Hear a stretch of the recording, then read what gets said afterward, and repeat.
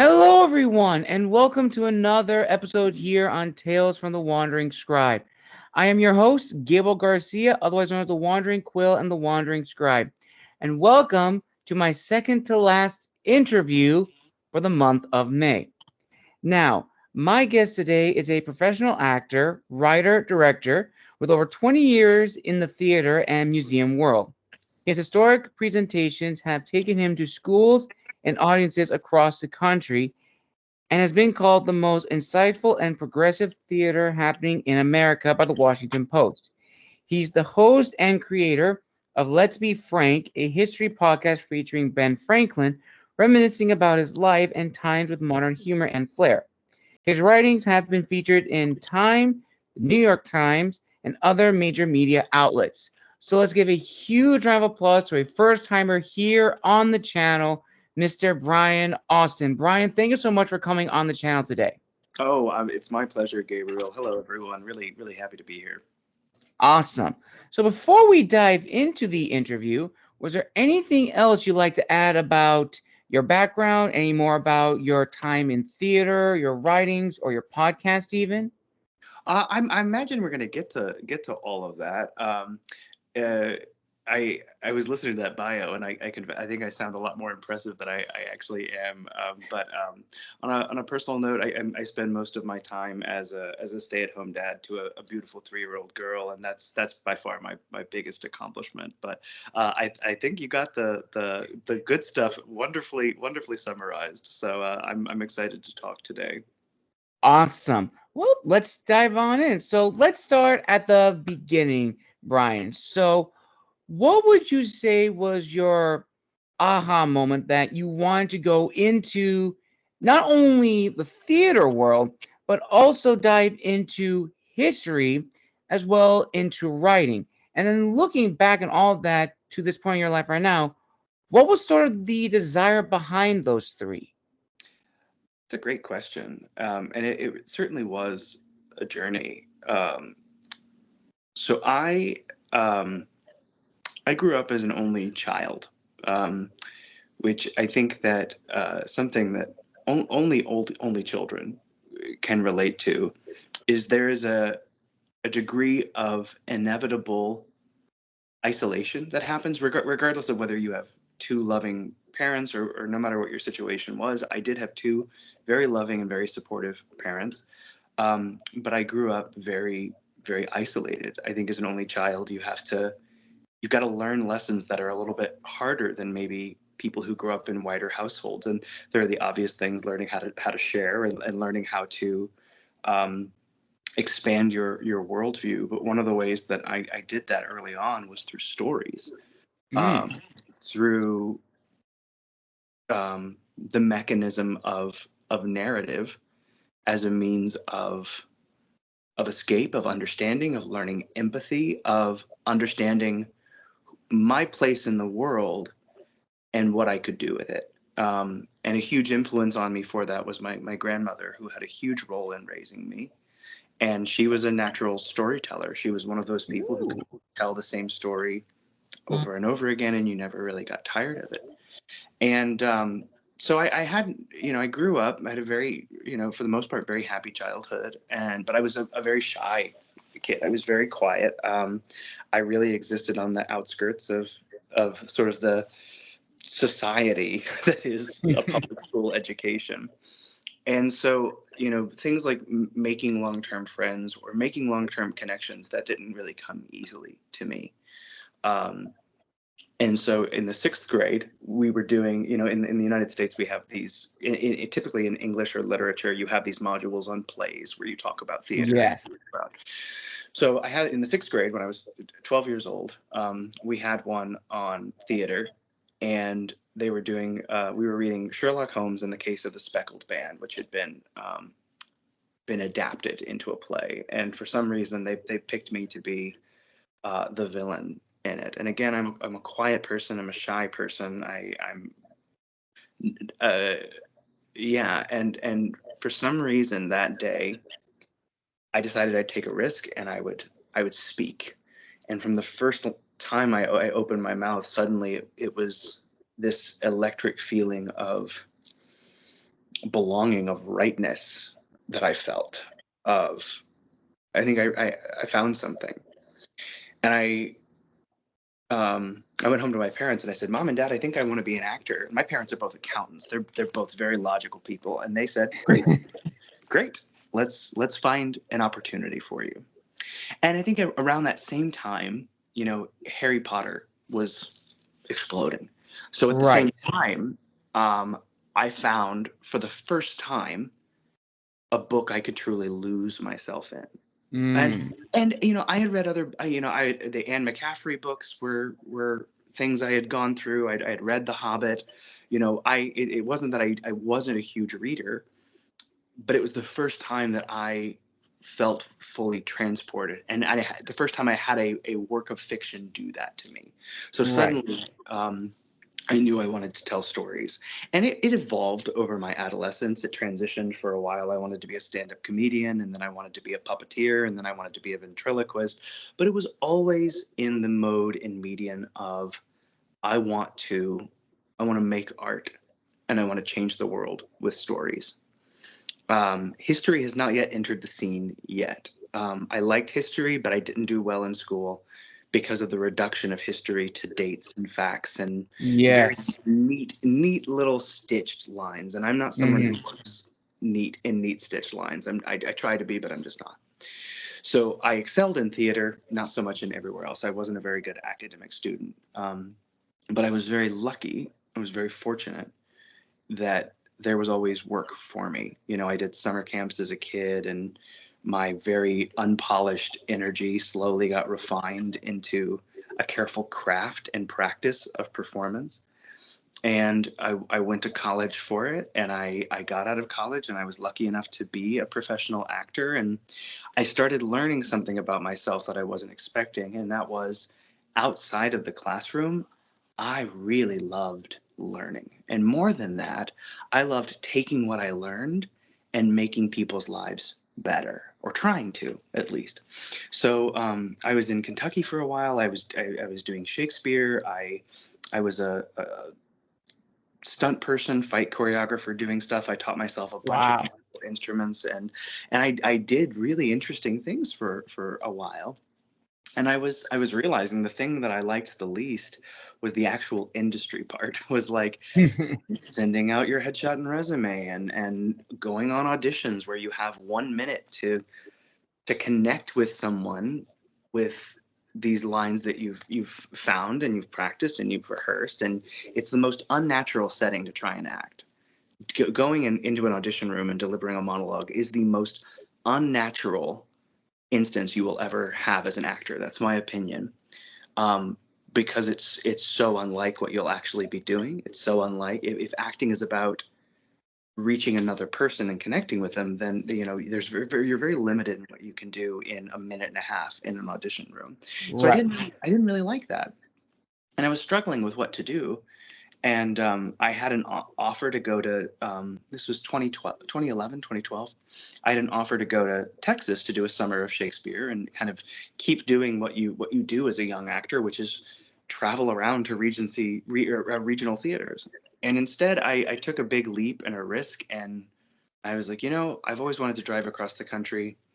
I'm gonna go to clown school in California. And so I drove cross country. I had this grand kind of tour of the United States, doing all the roadside attractions, and I spent a summer connecting with who I was as an artist.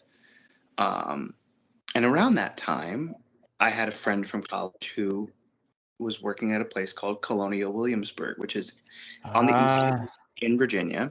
It's the world's largest living history museum. It's quite literally a city that has been restored and constructed to be a colonial capital on the height of revolution. And he was working there, and he was doing cool stuff. He was telling me all the stuff he was doing, and I was like, wow, that's really neat.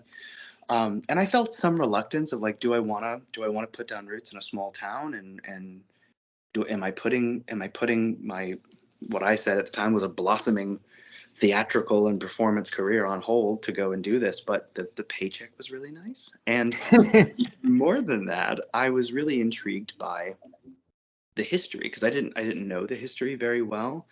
and I was really curious about what they were doing to mold their art into an educational based mechanism of performance to teach history. Right. So I went there, and you know, when I got there, it wasn't immediate. It wasn't an immediate click. There was a while where I was like, I've made a big mistake. I shouldn't be doing this. Um, but for some reason, I was there. I was trying. I was beginning to really get into realizing that I liked writing quite a lot. I thought for a long time it was something that I just couldn't do. Like I didn't have the mind for it. But I began to realize I did have a mind for it, and that I liked it, and that when I was writing my own stuff, there was a lot of wonderful, that same resonance, that electric resonance that came from when I first ever spoke a line in that sixth grade classroom. There was that resonance that, yes, this isn't, as an artist, is who I am. And so I stuck with it. And about a couple of months into it, they offered me a job as one of their actors. And at the time, what their actors did was they were assigned one person from history, and their job was to essentially be that person. And so they picked James Madison, who's the fourth president of the United States, was really Hmm. integral to creating the federal constitution. And I was very intimidated. Remember, I didn't consider myself very intelligent. I didn't consider myself to be overly qualified. And more than that, you know, someone like Madison, who's very cerebral, who's not known for his personality, I was afraid that there wasn't going to be I wasn't going to bring enough to it to really connect to people the way I thought my skill set would warrant. And Right. so I got the job, and I remember the first time I ever stepped out in costume, it felt like there was a target on my back. Like at any moment, someone was Ooh. someone was going to sit and realize that I wasn't really James Madison, or someone was going to trip me up with something I didn't know, and it was very scary. Um, but also exciting because suddenly I didn't have a script. I was generating the script as I was going, and I did that for 12 years, and I made a big impression on the place, and more than that, like it feels sometimes like I got two lives for the price of one. One was significantly easier to lead than the other because I already knew how that life ended. You know, it was very Right. easy. It was easy to be James Madison because I already had all the answers. And meanwhile, I was in my 20s struggling trying to find answers in my own personal life. But I got to do a lot of neat things, and I learned a lifetime's worth of lessons, and began to really practice this, what I consider to be wonderfully innovative um, framing of devised extemporaneous museum theater, that is, I think, a really a big model of how you do this really unique work. And you know, I kind of suffered the worst thing that can happen to an artist, in that I did it to the point that it didn't scare me anymore. Mm. You know, I did it to the point where I could do it and not feel stress. I could do it and not feel nerves. I could do it as seamlessly as I'm talking to you now. So I kind of stopped growing quite a bit. Um, and so, you know, I found the next thing that scared me. Um, I, I began writing a novel. This was in 20, late 2018. I began working on it really with the encouragement of my wife, who I think is one of the greatest inspirations to me as a writer. Um, and so I wrote this novel almost as like a love letter to her, because you know I was like, okay, I'm going to start this. I'm going to have it finished by her birthday, and it's going to be her birthday present. And I did, and I did it, and it was really great. And you know, I've done nothing with it since. I think sometimes my frustration. Um, but I think it was that made me go, okay. So when it comes to art, it's not just performance, it's not just storytelling, it's not quite that. It's also writing, and that's a big component of what makes me feel aligned with who I am. Um, and so, you know, it's I think that my path, or my walk as an artist, has been really defined by sitting and looking at all of these discordant components and trying to find a through line to connect it to who I want to be, or the lessons that I feel I need to know at a certain part. Um, and so about over a year ago, we had some personal stuff come up that essentially compelled my wife and daughter to come out to their home in California, which is very far from Virginia. Mm. And it was sort of this, okay, well, they're going to do that for a bit, and then they'll come back, and it'll be hard, but they'll come back. And while they were out there, my wife discovered this huge life that was so much bigger than the kind of the habits and patterns we had fallen into in Virginia. And so she called me and she was like, "Hey, there's something really big happening here. What do you think of moving to California?" And so I arrived at kind of another point in my life of like, what happens if I leave this behind? What am I putting on hold to kind of have this brand new start? And we did a lot of talking, and I came out a couple of times, and there were just a lot of really incredible signs that like, okay, the next challenge, the next thing that's really scary is California. And so I made another big move last summer. We're coming up on a year anniversary. Um, I packed up our house, sold it, got a tent, and camped cross country with the dog to join them out here. And it has been a fascinating artistic transition, because for a long time, Gabriel, I had a safety net. It didn't really matter what I did, because at the end of the day, I was James Madison. So if I wrote something that I wasn't happy with, it didn't matter because it really didn't belong to me anyway. Um, but now it's been a new journey of saying, okay, you as Bryan, as the artist, are enough. It's what you have to say, not when you're pretending to be somebody else. And that's hard, especially when you kind of get used to having that buffer and that shield in front of you. Right. Um, and so that's kind of what led me to create Let's Be Frank, because I loved the work I did as James Madison. And if your listeners are curious at looking any of that, you can find it pretty easy on YouTube. I was the only guy who did it for a decade, so I'm very there. You can ask Google who plays James Madison at Colonial Williamsburg, and it has a little thing, and it pops up, and I was like, that's kind of cool. Um, but I was like, okay, I want to keep doing that work. And if I'm not going to do it there, and I'm going to leave this chapter behind, what can I do? And I have the genetic benefit of, as I get older, getting both heavier and balder. And so people would start asking me a lot on the street, like, "Hey, are you Ben Franklin?" And you always have to be like, "No." So I was like, "Well, maybe I'll be Ben Franklin. Ben Franklin's an interesting person." So I started this podcast, and I had this hypothesis of like, okay, can you do the work that you do in the setting of an 18th century city in a digital platform with just yourself? Right. And does it transition? And I was curious about that. And so it always felt, Gabriel, like making this like hot glue collage and then bringing it to the world to see if they put it on their fridge. And people listened, and people supported it, and um, it's kind of grown. We're in the third season of that now. I do every week kind of what I call pretend fluencing. So the whole sort of shtick is, what if Ben Franklin's in 2024 and is hopping on all these trends that people are Ooh, to okay. to reacquaint himself with the modern world.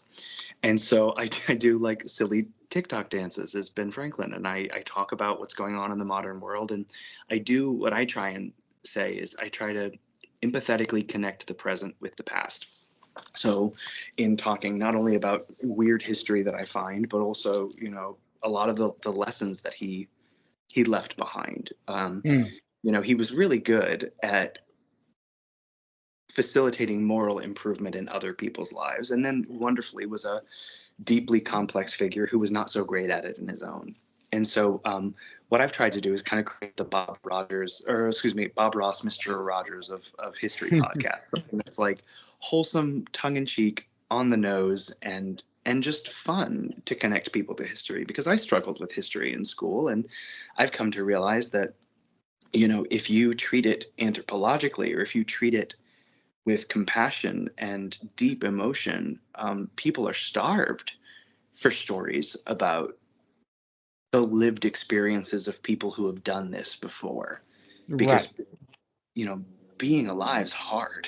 Being alive is really, really tricky, and that's regardless of your class. I have a very, for the most part, I'm very privileged to have what I have and to be where I am, and but even then it's hard. And so I think that there's comfort in sitting and looking at stories and saying, man, it was hard for them too. And sometimes it didn't work out okay, and sometimes it did. But, in understanding those stories, you understand yourself better. And so Right.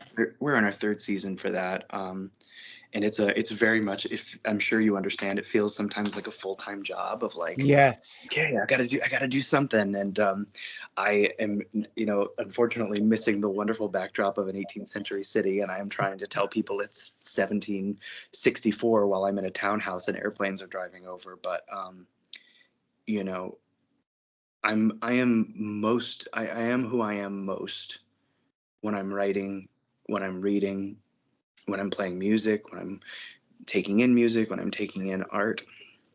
And I think that it's the hard thing is like I say it's who I am, but it's not necessarily what comes naturally. If I'm not careful, my default is to not do those things or to find reasons why I don't Right. do those things.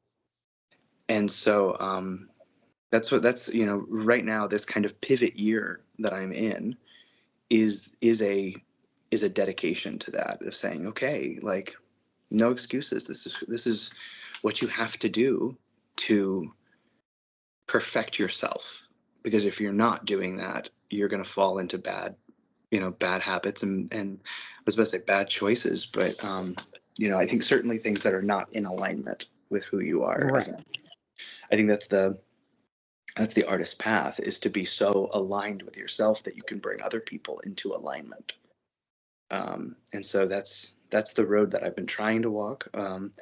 And it's I'm working on my second book right now, which is not a work of fiction. It's a nonfiction book on marketing that I got brought on to help with, that'll be coming out in um, August. But then there are a few other projects that I'm beginning to work on, both the sequel to the novel that I wrote in 2019, and a few other works of fiction as well.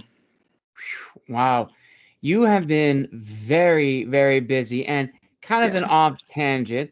I actually have a series on my YouTube channel called The Historians Lounge, and this year I had my friend and fellow historical reenactor, Mark Schneider, who reenacted as Napoleon, and we were doing an episode on Napoleon's interview and his reaction to the movie with Joaquin Oh Phoenix. yes. And to this day, is probably the most viewed episode of my series. And honestly, it's incredible. And now that you've told me about Ben Franklin, when I get to do a third season of the Historians Lounge, I may contact you again, Oh Bryan, yes. and have Yeah. you act as or reenact as Benjamin Franklin and do almost like a little interview about Ben Franklin living in the modern world. That would be incredible. And a lot of fans, as you said with your own content, like enjoy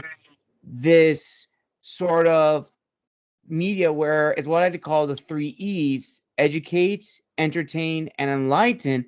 Oh, I And like it's that. really, really great that a lot of people are enjoying your content, which leads into the next two questions, which is what is your promise to people who either check out your works on YouTube or meet you on the street to learn about your time with the Williamsburg Living Museum, or even people who learn that you're a writer?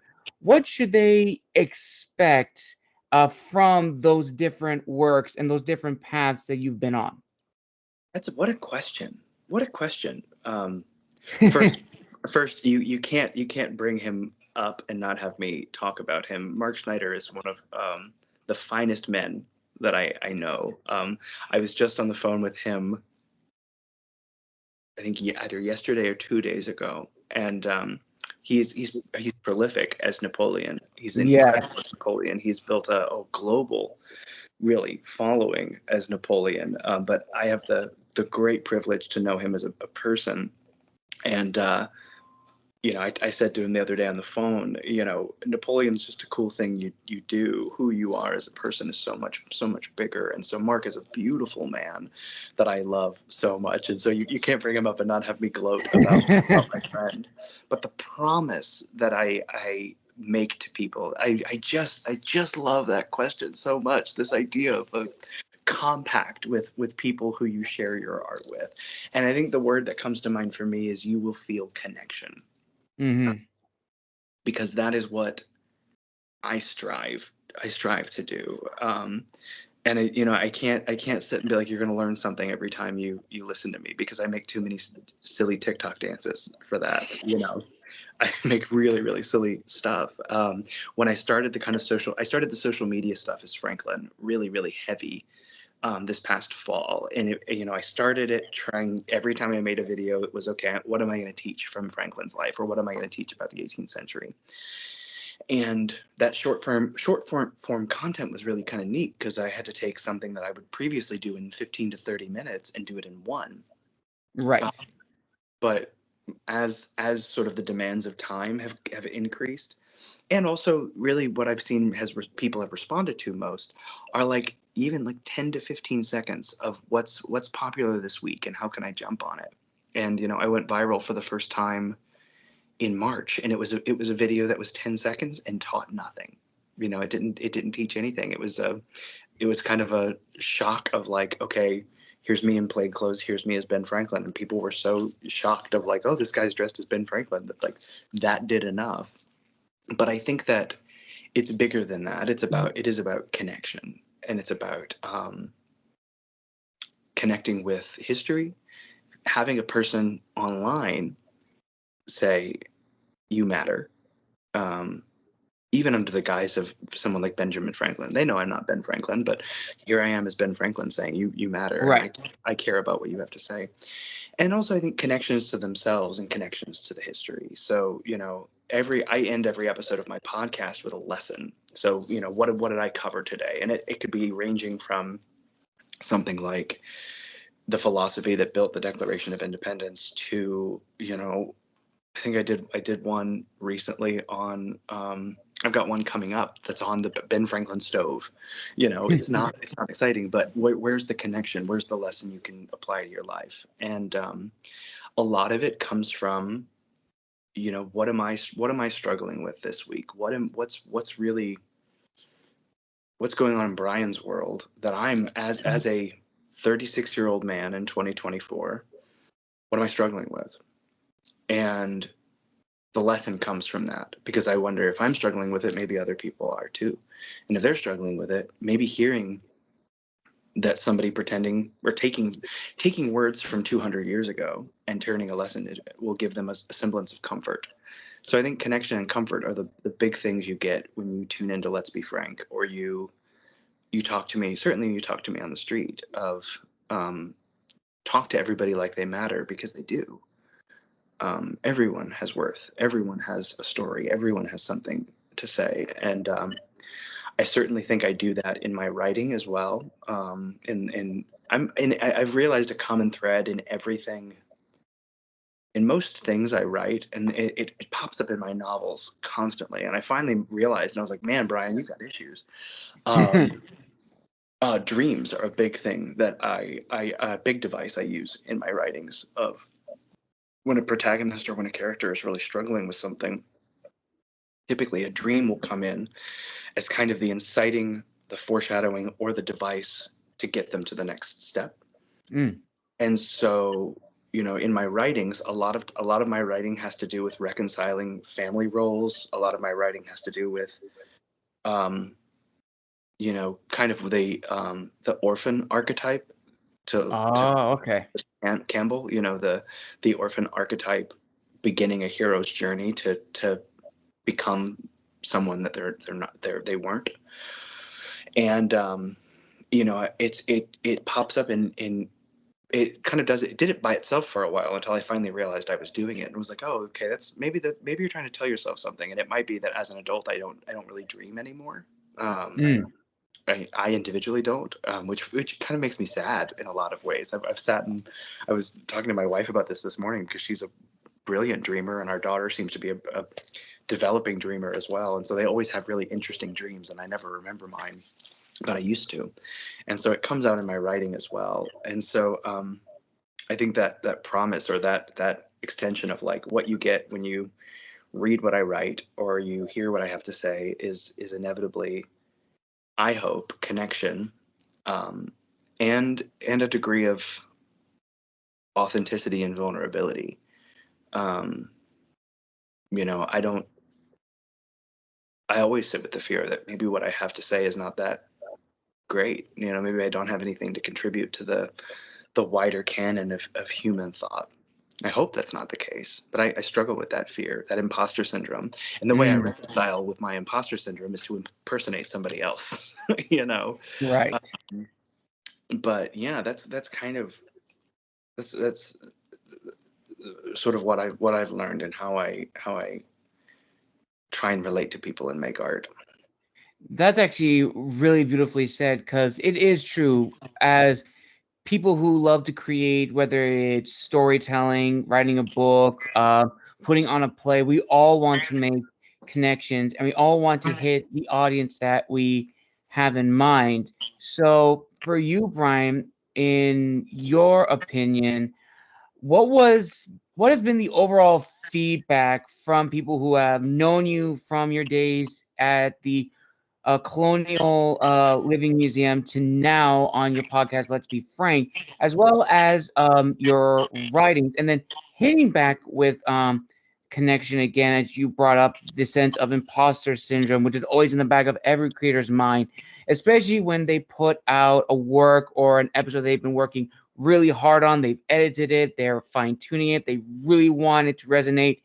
And sometimes there's a 50-50 chance that it's not going to hit the mark that you're expecting. And yet, I've met a lot of people who have persevered, but have also come into themselves and realized, what was the long term goals or the goals I set out when I started this journey? Did I want to do this or did I want to be known for doing this? Because these are two very different mindsets, which we'll talk about later.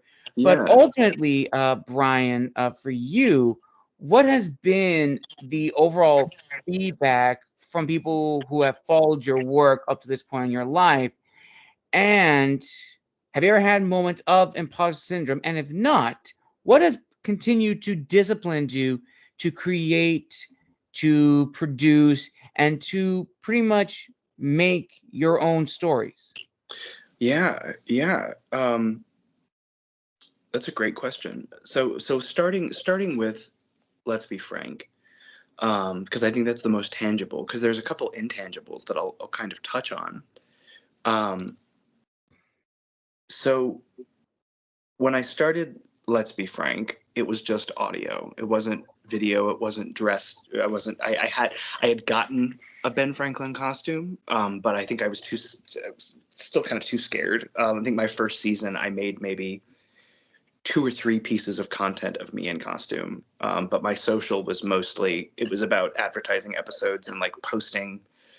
I think I did like a series of Poor Richard's Almanac quotes. It was all very like I got Right. really good. I got really good at Canva, you know.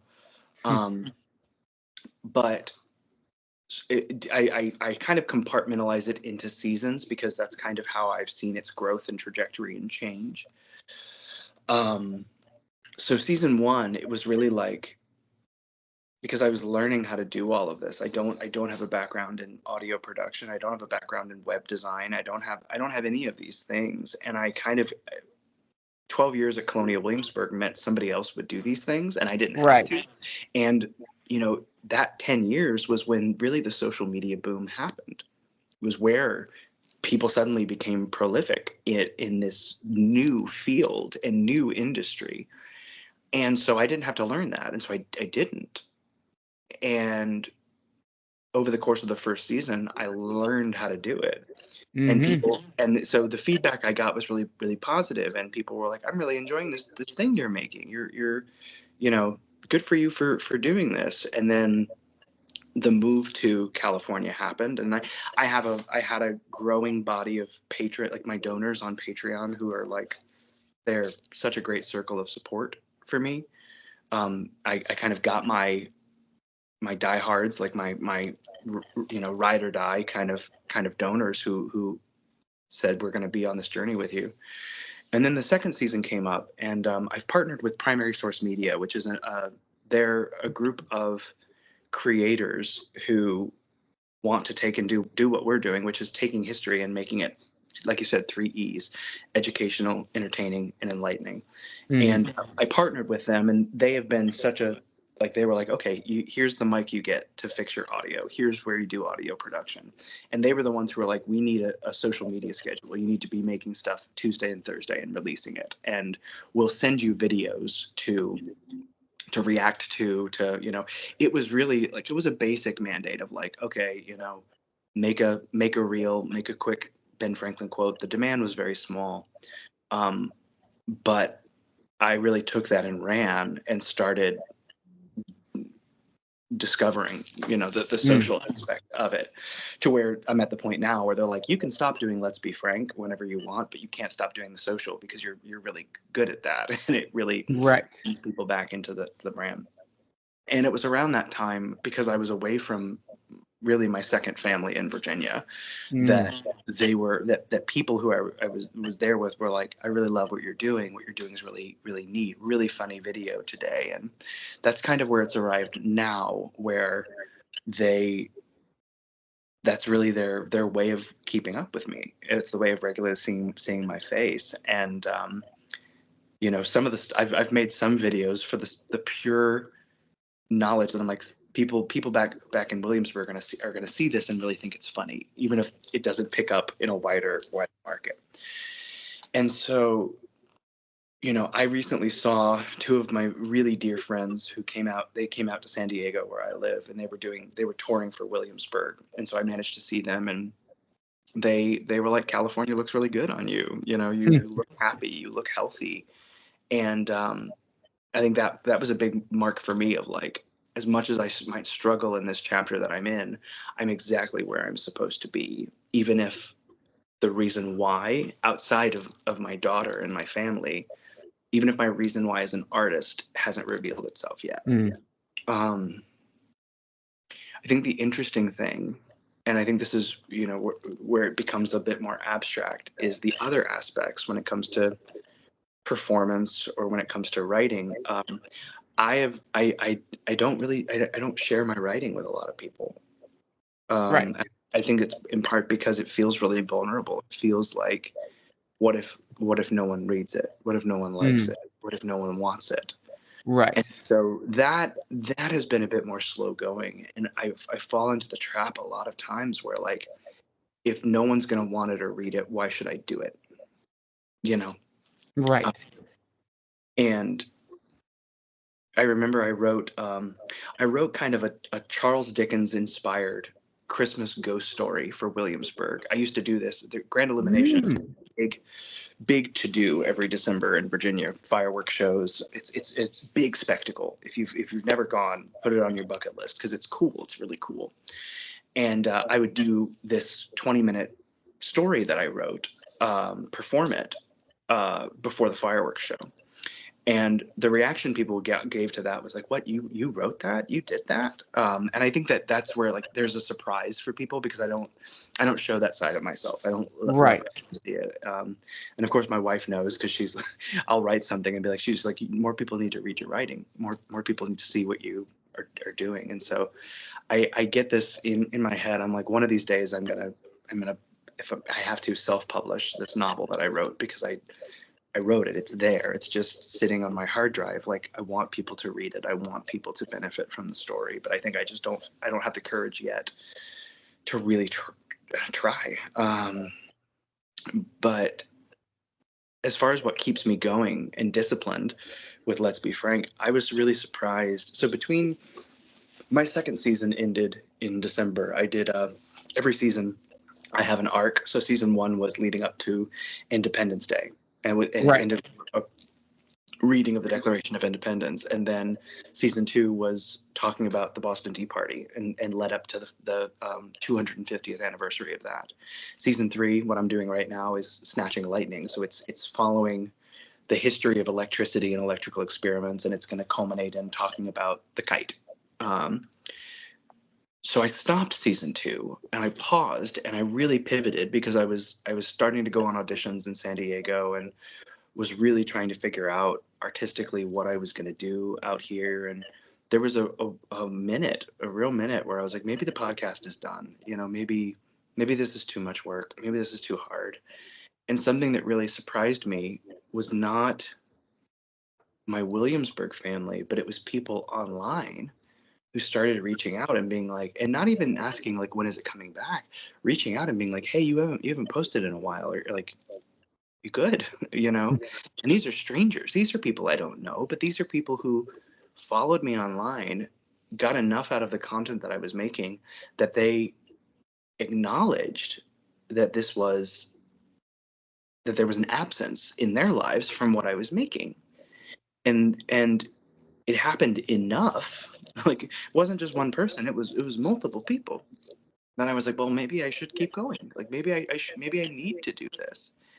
And kind of what keeps me going after that is not even so much of a um deep drive in who I am, but rather in the fact that I know, like, okay, every Monday I've got to have something.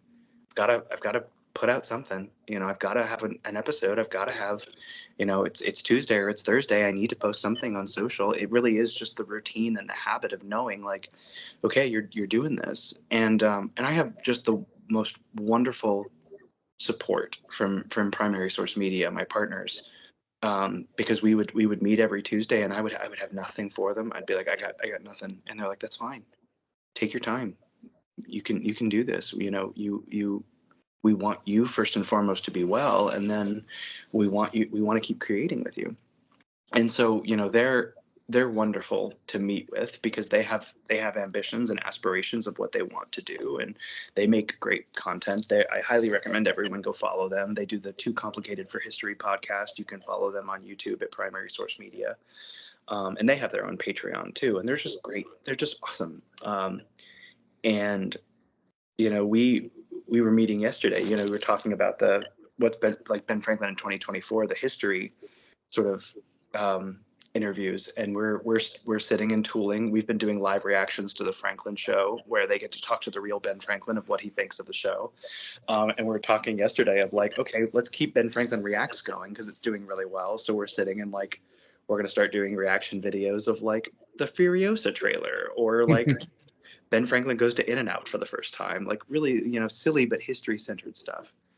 Um, and yeah, I think that when I'm creating, it's just the knowledge of like, I've got to get this done. When I was writing my novel, I had a kind of a quota every day. Like, I knew no matter what, I had to write 700 words a day. That was my quota. No matter what, I had to get that done. And so for me, in my mind, it's less about the drive of like, I'm compelled to do this, I have to do this, to I know here's the tangible I have to hit every time. Here's the KPI, the key performance indicator, that I'm on track. And the same thing was that was kind of the case when I was writing They Don't Teach This in Law School, which is the book that's coming out July and August. When I was writing that, I knew, okay, here's my deadline. I know I have to finish this chapter today. I've got to do this today. Here's where I'm on tap. And I think that helps my very scattered mind hone and reduce the noise to get me doing what I need to do. Um, and so, I know for me as well, I think at the end of the day, art tells you what it wants to be. So you Mhm. get this voice in your ear saying, this isn't going to go the way you planned it. You're going to do this instead. And so it's also listening to that voice and saying, okay, what I thought I was going to do, it's not working.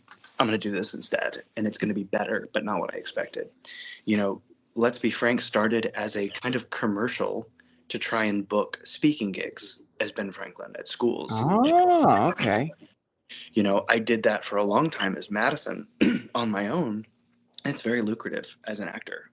You can really, if you do it right and do the marketing well, you can make a really nice living doing that. So at least that's what I told myself. And so when we were moving to California, I was like, great, I'll go into schools as Ben Franklin. And that's what I started Let's Be Frank as, is like, here's the commercial, here's a plug saying, come to bring me out to your schools. And I think within the first several episodes, I finally just dropped that little plug at the end because it became about something different. And Mm.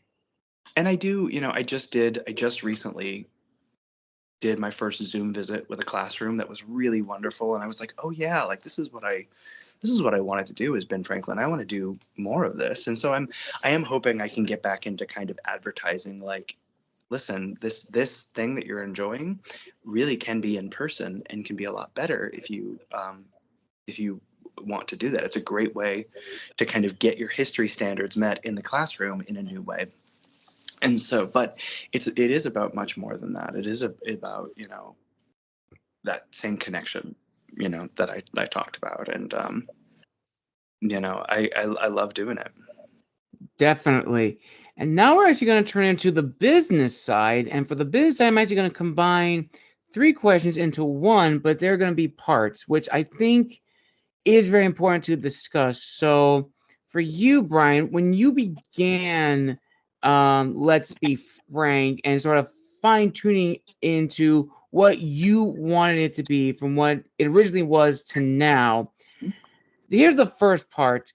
How important was it for you to understand who your audience is? Because just like an author, whenever we write something, we always have an audience in mind. Either it's a broad audience or a specific audience for a specific genre. Number two, who are sort of like the big inspiration in terms of promoting history on the digital stage, in terms of making it engaging, making it fun, but still retaining its authenticity and accuracy. And number three, just like an author, we always have like our ideal readers who we imagine would enjoy our content because this is something that we would have wanted growing up. But sometimes, just like authors, our readerships do change, and that sometimes is the best. So, for your viewership, for Let's Be Frank, has that changed over time from what you initially expected? Yeah, that's a great question. Um, so when um, I tend to start to the people closest to me and then move out. So, when for the longest time, when I was writing, or when I write, it was about, I'm gonna give this to my wife so she reads it, and if she likes it, then it's good, And a lot of my writing, still is that, like, okay, I want to bring this because she's an avowed reader, and I was like, okay, I'm bring this to her, and see if she likes it. I think that, with Let's Be Frank, it started with the people who were doing the same work I was doing. So, like, I wrote the first episode of Let's Be Frank, and I brought it to people to read and see what they thought. And then I brought it to one of my peers of, like, hey, I made this kind of new piece of history content. Can you read it and let me know what you think? And I did something similar with the first episode of, like, hey, can you listen to the episode before I post it? And then can I get your thoughts on it? And, that originally, my demographic for the first season of Let's Be Frank was the demographic that I saw at Colonial Williamsburg, which is people who already love history, people who um, already follow similar historic institutions, and people who are probably older, because it was Right. an older demographic of people. And that's who I was trying to build a base and say, hey, I'm doing this thing, you should listen to it. And I think that's undergone a pretty radical shift since really moving into social media, um, especially this season, because I think my metrics have really changed. They really inverted, to where a huge swath of my listeners or my followers now are 25 and under, which was not the case when I started. And I think Mm, the hard thing with it is like how many of them then bleed over to listen to the podcast. And right. I don't know that there's a bunch of transition because my podcast is still pretty small. I don't have a ton of listeners in comparison to podcasts that have thousands of listeners every week. I'm not there. Um, it's a good day when I release an episode and get like 100 followers or 100 listens for the week. Um, but it's people who are consistently saying, why wasn't history taught this way to me in school? Yes. My AP US history class would have really benefited from this. It's people who for whatever reason, have a deficit and have sat and maybe considered that they don't care, and then realized it's not that they don't care, it's that they never were given a reason to care. Right. And so I think I'm still taking in that information, and I haven't really adjusted to figure out what that means yet. I haven't really changed how I do the podcast so much. And I think that that's important because, again, if my end and my aim is to teach history, that really is what the podcast is for, is keeping it the same way and leaning in on those instincts. I have thought about doing, there's a guy that I recently got into like a social media feud with who plays King George, and we kind of beefed back and forth as Ben Franklin and King George. And I was sitting and was like, well, it'd be kind of funny on the show to like occasionally bring in like a foreign news correspondent kind of bit and have him come in and just do a silly thing and then leave. And so I am wondering what can I apply to the podcast to kind of do that, but really that just informs my social of like, this is the social media content creation that people really like. And I'm going to keep doing, I'll do history videos when I have something to say, but for the most part, it's about creating and cultivating that sense of connection with, I guess, the brand that I Right. um, and then as far as my writing goes, I know particularly with the works in progress that I'm tooling with right now. Um, I'm writing quite a bit for young parents in their Right. 30s who are um, young parents in their 30s and young people who are coming of age really are the two people who I think I write for the most. Hmm. People who maybe had a great sense of wonder at one point in their lives that life has just sanded away. Mm. Um, and so I do write, I think, quite a bit more to try and capture that wonder and see if I can put that back. Definitely. And then I think that ultimately leads to probably the last major question of the business side before we go into the final three questions of the interview. And this one's a heavy hitter, Bryan. So just brace yourself for this. So, context for this question, I had a guest on the show a year ago, and she was an author, and I met her at the LA Festival of Books. And the book that she was promoting was Season of the Dragon. Her name was Natalie Wright. Mm-hmm. And when I had her on the show, she told me that was her seventh book. At the time, I thought that was her debut novel because she had all this praise and all this success. And she said, no, that's not the case. And then she dropped a pearl of wisdom, which I have taken and added to my interviewing process because I love hearing people's response and reaction to this question, or rather, statement, which is there is no guarantee, especially in the creative world and the creative field, that your debut anything is going to be the start of your legacy. Now, I have met people who are exceptions to that rule. I've had an author named Andy Peliquin, whose debut novel skyrocketed him to award-winning status and allowed him to live off of that success to create 4 new series of books. But on the off chance, on the off side of the coin, we rise as creators. We have our falls, we rise again, and then we have our falls even more. And then that voice of imposter syndrome comes back, and then it comes back to, as we said earlier in the interview, my viewers and listeners, what were your long term goals? Did you want to be a creator, be an author, or did you want to be known as a creator, an author, storyteller, what have you? which are two very different mindsets and two very different goals.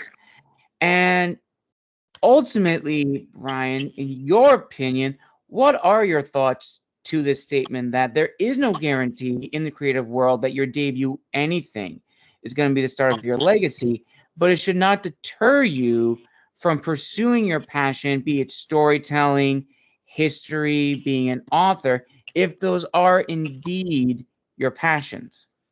I really loved I loved the way you phrased that of there's no guarantee that your debut is going to be the start of your legacy. And I think that at first ear that might seem like prohibitive of like don't get your hopes up, but there's something so wonderful and encouraging about that because it's one of those, it takes the pressure off of like Right. your the thing you're destined to do is around the corner. You just got to keep walking to get there. And I really love that. That really hits me. I think it really resonates with where I am in kind of my journey of like I don't know what's going to come of this, but I've got to keep going to figure it out. And I think for me, like the notoriety is not like I've realized I don't care for that too much. I really don't care for that too much. I care about telling the stories. I think the stories are the legacy. Like Right. I want people to know and derive meaning from the stuff I make. I don't need them to know that I made it. Um, I I think that what I hope for, and this is what I really want, like I would like to continue to make work to a point where I can provide a good life for my family and not have to worry about money. Like I'd like to Right. not worry about money. And more than that, I'd like to take the money that I make and make more art and make a greater impact in people's lives. Um, you know, to make a safe haven for people. Um, Right. and that is something I care very much about. Um, and so it's not so much making art for the notoriety, um, but making art um,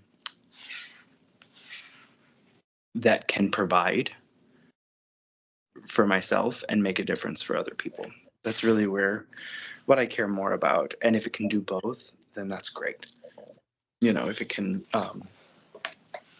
it can sit and can do that to where I don't have to worry and face anxiety and uncertainty about in doing this and pouring my energy into this, what energy am I giving up to survive? You know, Right. in the logistical Maslow's hierarchy of needs kind of way.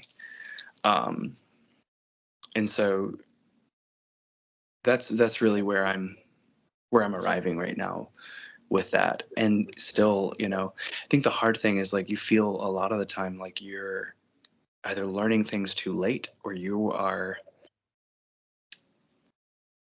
not hitting the marks you feel that you need to hit in order Right. to XYZ. But I remember I made a vision board when I really started writing, and it had certain things on it like New York Times bestselling author and marks of storytelling, and the thing that it also had was like a farmhouse, and like what I really want is like a quiet life, a peaceful home, and electric stories that change the world.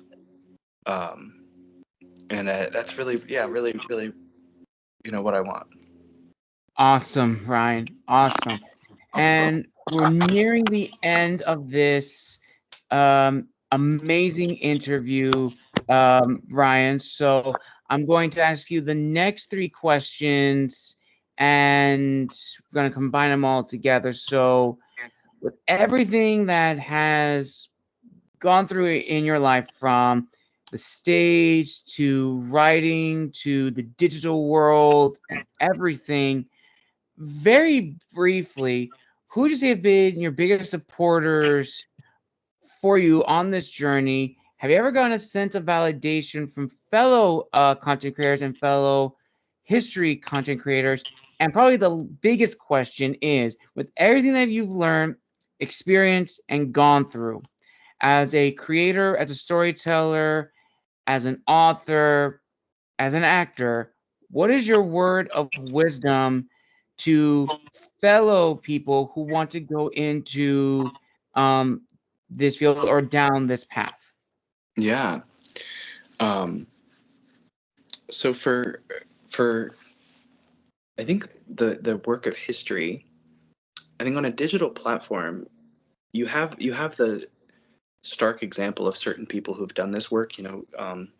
Clay Jenkinson has made a career doing the Thomas Jefferson Hour. People I think are most familiar with that, and that was on NPR for a long time. I remember he came to my college, and I, asked him a question of, if you, how do you do, where do you start with work like this? And I remember his answer, and I was really fascinated at the time for what he was doing. So that was the big model of like, okay, that's the pinnacle of what you do.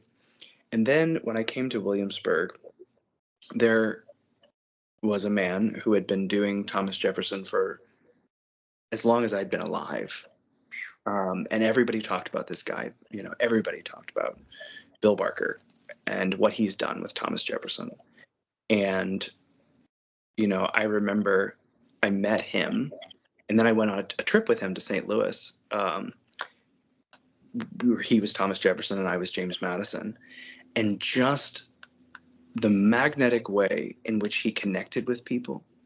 And you tend to look at this work and you think it's kind of Mickey Mousey, like, okay, you're pretending to be this person, you take some pictures, but it's much deeper than that. Right. And the degree of effortless scholarship that I witnessed from him, and more than that, really the magic trick of transformation, of making someone believe they are having this deep interaction with someone that they admire, or maybe even revile, depending on the Thomas Jefferson is a figure that has a wide variety of opinions around them. But I think the biggest degree that I recognized in collaborating with Bill Barker, and I defy a lot of my contemporaries to not to sit and say they have a different opinion, is the generosity that he has in sharing the work, the generosity with which he gives what he has learned and shares space with people Right. who are not as experienced as he is. And because of that, he became a mentor to all of the people who are doing this work and have come from the example he set. You cannot like you can't have Let's Be Frank without Bill Barker. I would wager, and I you can ask Mark about this. I would wager you can't have Napoleon, or the work he does as Lafayette, without Bill Barker. That is how prolific he has been in assisting and facilitating passing this art to the next generation.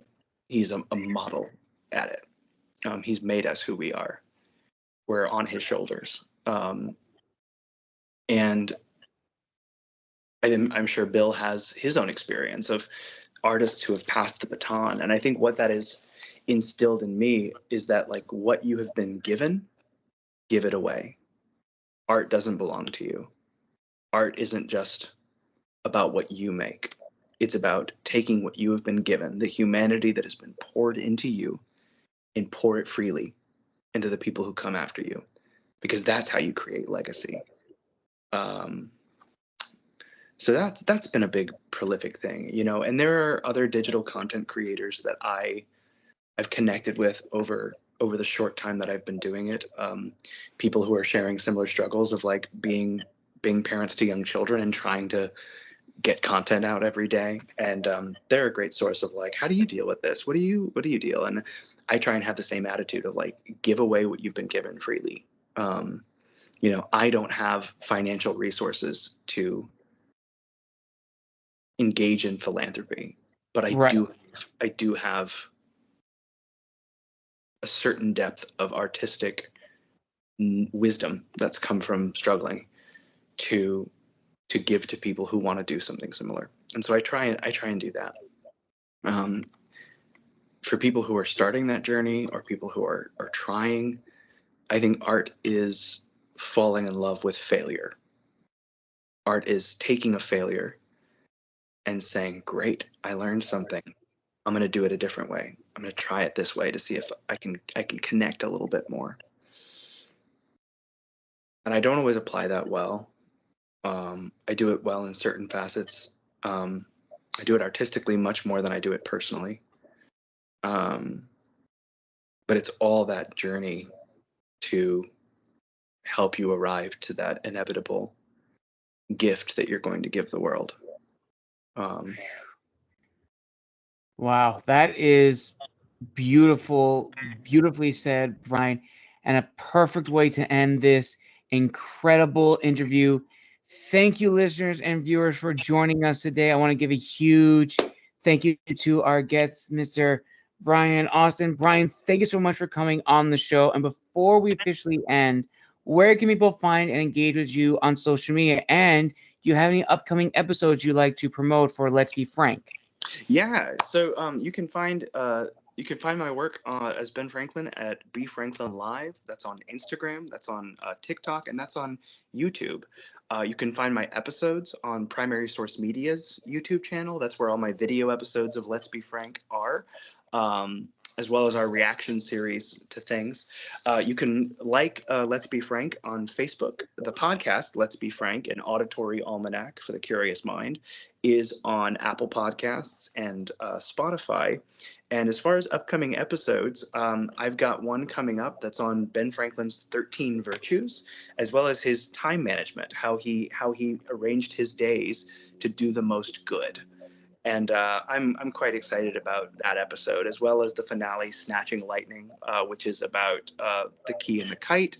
And who knows what I'll be doing, 3 months from now. But those are some great ways.